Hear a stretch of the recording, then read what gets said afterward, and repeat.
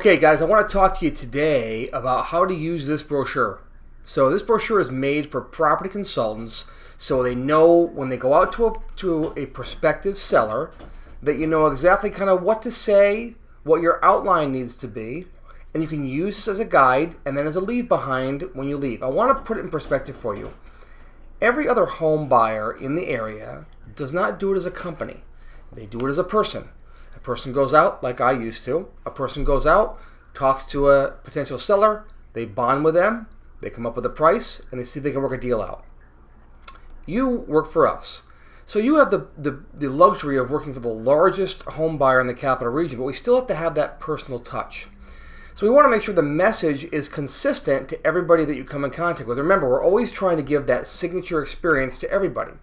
We want you to be remembered. At the end of the day, it's about them getting the number that they want. But, as we also know, people will take less from someone they like than more from someone they don't like. Let's talk about the presentation and what you have to do as a property consultant when you go out. Number one, when you first get to a home, introduce yourself. Here's some very basic sales steps. If you're walking up to someone's home, ring the doorbell, step back off the porch. This may be sales 101 to you, but it's important. Take a step back off the porch so you don't feel threatening or like you're in their face or they open the door and you say, hi, here I am. You don't want to be like that. You want to kind of, step back a little bit and you say, hi, how are you? Are you Jane or whatever name is good? And you're going to have your lanyard on, right? You're going to be able to show that you're from Signature Home Buyers and say, hey, I'm here. We had the appointment today for 1 o'clock and great, come on in. So you walk in. That may be the home you're looking at. You might be going to a junkie home. Whatever it is, play it out. But you want to make sure that you want to make them feel very warm right out of the gates. From there, you want to ask them questions. You don't just want to get in and say, here's the house, let's see it. Let's get right to the business. No, talk to them a little bit. Look around the house, get to know them. Sales is so much about listening and solving. It's not about preaching and getting the right number and telling them how great you are. That really has nothing to do with it. They don't care about that. What they care about is you care about them. And if you're representing us, you want to care about what their needs are. We have to get money for this house. We are falling behind in taxes. We've been through a divorce. It's an estate situation. Or whatever the case may be, it's probably some type of hardship. They've lost somebody. They lost something. Again, the money's bad. There was medical problems. They have to get out of that house. They want to get the cash out of their house. They want to go quick. If they didn't want to go quick, they'd go to a regular realtor, and they'd take 6 months or a year to sell the house. But they've come to us because they want a quick cash offer. Your job is to listen. Ask a lot of questions. Wow, this is a great house. Did you grow up here? You did. Wow, what was that like? I mean, what a great neighborhood. Ask questions, and then here's the magic word. Shut up. Ask questions and shut up and listen to the answer. Don't interrupt them. You don't have to interject a lot about your life because the truth is they don't care, right? If they start talking about themselves, it's important that you listen to them and ask more questions and get to know them as a person. Within minutes, you'll find some commonality. You'll find something that you both like together, something you can kind of talk about a little bit. If you find yourself talking too much, shut up and go back to asking another question. You'll get good at this practice, okay? So when you walk in the door, you make them feel comfortable. Ask a lot of questions. Then ask questions about the house. Then you want to start to bring some of the pain out. And some of the pain you want to remind them. So let me ask you, you want to sell the house. Again, we talked about it on the phone, but why do you guys want to sell the house? Let them talk about that. Well, it was my dad's house, and he passed away. And we've tried to flip it ourselves. We were going to flip it. We talked about it, but it just seemed like it was just too much work. And you say, yeah, it's a lot more work when you start it yourself, isn't it? Sure, and you just listen to the problems. My wife and I went through a divorce, and I have to get out. I can remember meeting with people that said, look, I met a gentleman one time in East Greenbush that said, I have to get out. I'm in my late 60s, just went through a divorce. I know I can get more money on the open market for it, but I don't care. I want to get my cash. I want to get out of here.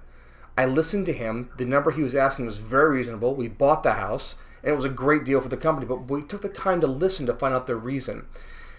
If you make it your hobby or your job or something that you actually enjoy to get to know other people, you find it's pretty fascinating. You can learn a lot about people, how they lived, what they've done in the home, how they handled these situations, and by asking a lot of questions. Once you're kind of through that bonding, and that should take 10 minutes, I'd say 5, 10, sometimes 15 minutes, you're going to find somebody you have commonality with, and that's always a hit. When you find something that maybe you knew the same people growing up, or your parents knew each other, or whatever it might be, some common bond, spend time there, because that's really how you get to know them, and you might make a friend out of it. You don't know. That's kind of the exciting part of being in sales, that you might meet someone that might change the direction of your life, and you just don't know it. So get to know the people. When it comes time for the presentation, so at some point you're talking to them, you're kind of getting to know them, their needs, because you're asking a lot of questions, you're not interrupting them, and you're not telling all about your own stories. You can have a couple, but again, they didn't call you out to hear about you. You want to ask about them. It's so crucial. The greatest salespeople are also the greatest listeners and the greatest problem solvers. So be a great listener and a great problem solver. Just don't forget that key part of this, okay? You don't want to just say how great we are. You want to find out their problem. You want to solve it. At some point, you start pulling this out. Maybe you have it on a clipboard. Maybe you have it out, and you want to say, hey, so let me just do me a favor.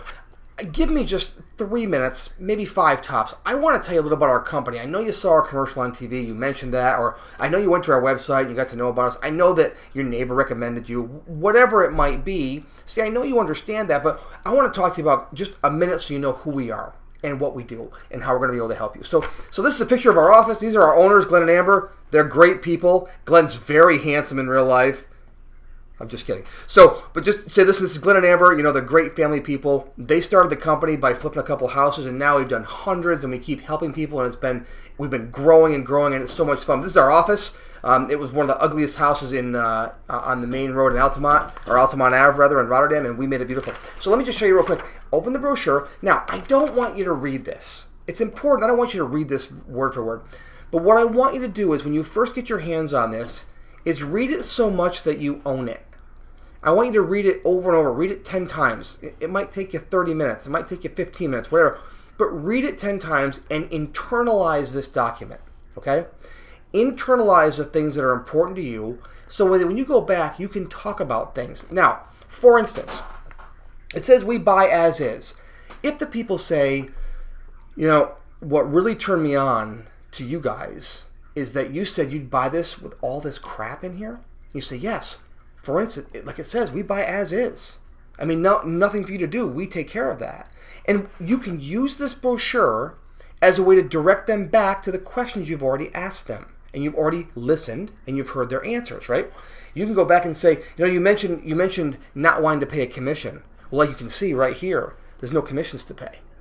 So use what they said as a tool, and use this as a tool to refresh, or to let them know again, to confirm with them, yes, what you said is true. And by the way, here it is in writing. Okay? So make sure that you do that. So internalize this document. You don't necessarily have to read our values to them. Knowing that, honesty, integrity, teamwork, fulfillment, and value, those are our values. That may or may not be important to them. But if they say, well, you have a company values. Yes. If they ask a question, you've listened. You might be thinking about the number for the house. Don't think about that. Work on this part. If they mention values, talk about that. So, everything's free, everything's confidential. It says right here in the brochure. As you go over here, you're going to say, I'm going to go through these few different options and see which one's going to fall better for you. And you can describe, here is what we buy the house. That's what we're here to do today. If we're unable to do that, we can do our wholesale program. And if that doesn't work out, we have our traditional listings. So one or the other. When you're done with the presentation part, which is another video, another training piece, you can come back and say, here's what I think we're going to do. We're going to go with option 1. We want to buy your house. And you can go from there. This is important. It's really important that you spend the time and understand this part. And what I mean is, I want you to go back and say, I wanted this little worksheet with you, Jane, because I think it's important that we all know what the house is costing you. Because if we take it over, we have to pay these costs too. To let them know that it's something that we have to pay. The minute we take over the house, we take over these costs. Spend some time with them. What's your mortgage payment?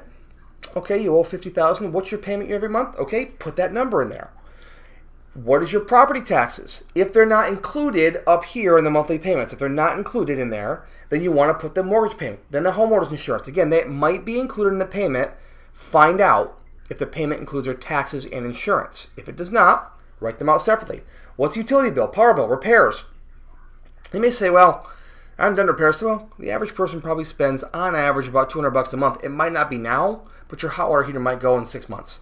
and you may have to fix a roof in 3 years. So it's probably about $200 a month or $150. Whatever number that you're comfortable talking about, put it in there. They may have a number for you. Then miscellaneous. Put a number for miscellaneous just for odds and ends. Because when you're a homeowner, things come up. You have to fix things. You have to go out and do maintenance or whatever it is. Put your maintenance on there. Okay? They say, well, I do my own lawn mowing. Say, well, there's a value to that. I mean, you're paying gas. You have the mower. It's wearing down. You are doing all this stuff yourself. You're shoveling yourself. Wouldn't it be nice if you didn't have to do all that work yourself? And get them thinking about that.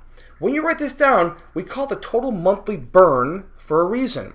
That money is burned. It's gone. You'll never see it again. Make sure they understand. So we call this a total monthly burn. You'll come up with a number of maybe $1,500 a month, let's just say. And then you can say, well, 6 months holding cost, you just multiply by 6. Take the time with your phone calculator app and put that number in there. Okay? That's if it's $1,500 a month, that's $9,000 over 6 months. And over a year, that's going to be what? $18,000. Now, you put your name down here and your cell phone. You're going to give them a card too, but you can put your information down here. What does this do for them? When you leave, this creates nothing but pain for them.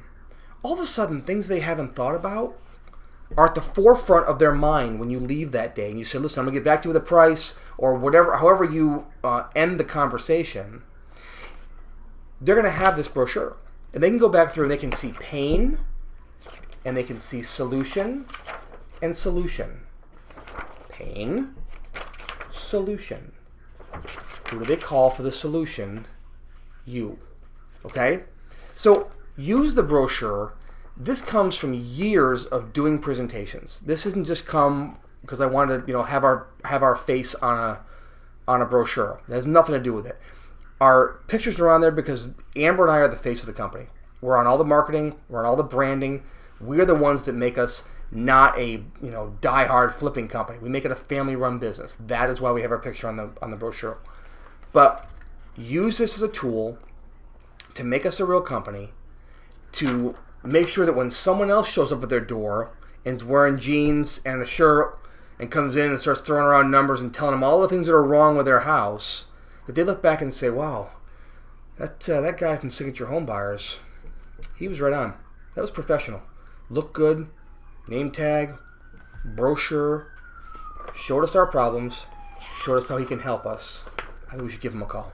And I think you'll find that over time, as you do this and leave these behind, you'll get more and more phone calls. Your personal bank of business will get larger and larger because you're going to have those all over the community. And when people are ready, they'll call because they know who to call. Okay? I hope that helps you today, and I hope that you listen to me and do that when you're out in a home. If you start doing your own presentations and your own thing, you're going to find that your success rate will be much lower than if you use our system at Signature Home Buyers. Okay? Hope that helps. Good luck out there, and we'll talk to you in future videos. See ya.